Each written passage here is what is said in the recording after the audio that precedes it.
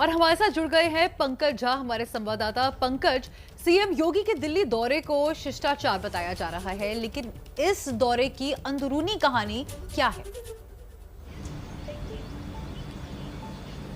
देखिए, inside story जो दो बड़े नेताओं के बीच में बातचीत हुई है, योगी और पीएम मोदी के बीच में। कल देर शाम योगी आदित्यनाथ लखनऊ लौटे और फिर उन्होंने अपने कुछ करीबी लोगों के साथ बैठक की। उसके बाद ऐसा मूड लग रहा है, जो वहाँ से जो खबरें आई हैं छनकर, उसके मुताबिक ये है कि कहा गया है कि सबको साथ लेकर चला जाए।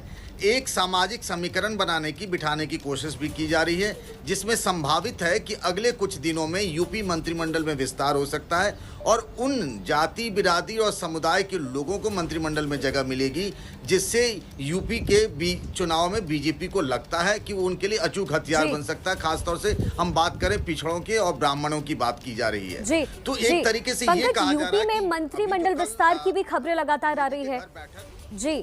तो बड़ा सवाल ये है पंकज कि क्या चुनाव से ठीक पहले सोशल इंजीनियरिंग की पूरी कोशिश हो रही है?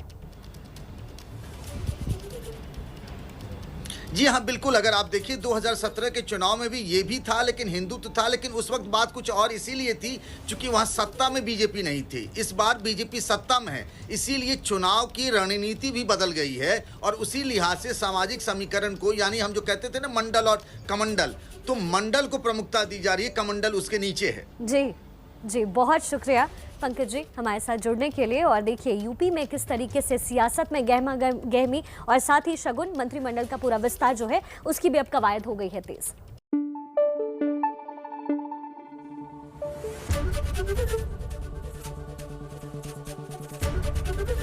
एबीपी न्यूज आपको रखे आगे।